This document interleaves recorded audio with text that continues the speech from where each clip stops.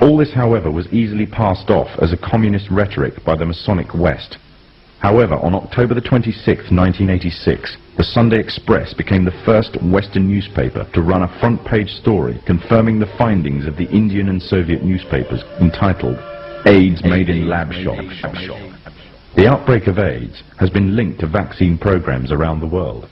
The internationally respected London Times newspaper published an article at the front-page story on May the 11th, 1987, entitled "Smallpox Vaccine Triggered AIDS." The article establishes a direct correlation between the smallpox vaccine administered by the World Health Organization to an estimated 50 to 70 million people in different Central African countries and the subsequent outbreaks of AIDS in those regions. The World Health Organization is the medical wing of the United Nations. The evidence suggests that AIDS is a genetically engineered virus spread through vaccination programs in third world countries, germ warfare against the innocent and the weak, aimed at eliminating an entire populace off the face of the earth. AIDS is nothing other than the modern-day final solution, and all of this for the purpose of installing an economic policy that would give complete global domination to the Masonic West. However, for the Freemasons' economic domination on its own is not enough. In order to have Masonic governments at the head of global union, under complete Masonic control, an economic union may suffice, but to keep it there, they would need a military union, and that union would be none other than the UN.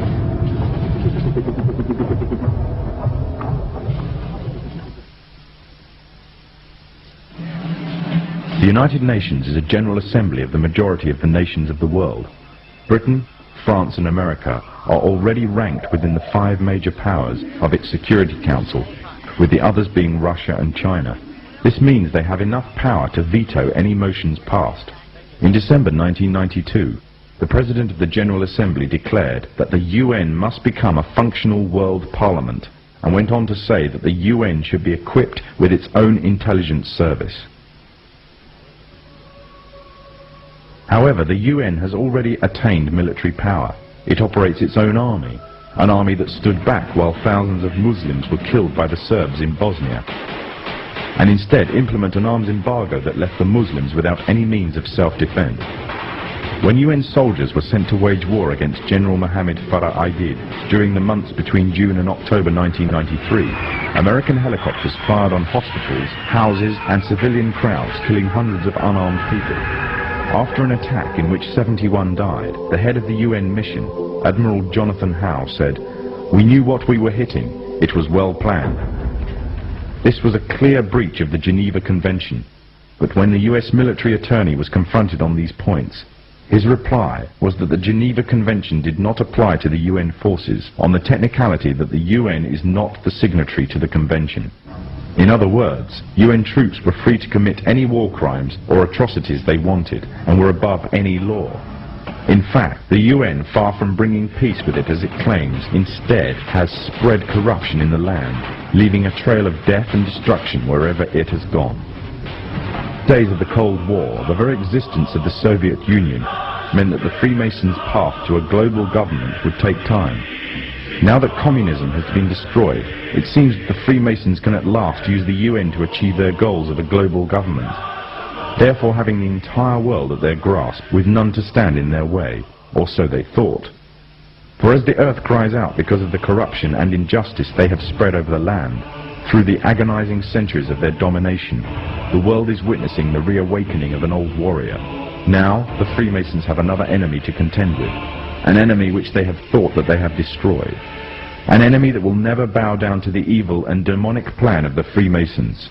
That enemy is Islam, and against it they have declared war. However, the Muslims have already been forewarned about an enemy that will face them, the last prophet of God. Muhammad said that a man will appear after the Muslims have conquered a Roman city called Constantinople.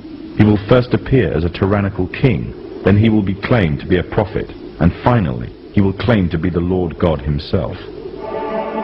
Already the first part of the prophecy has been fulfilled. Constantinople was conquered and renamed Istanbul. The prophet further foretold that this liar would start to conquer the world, country by country, fortress by fortress, region by region.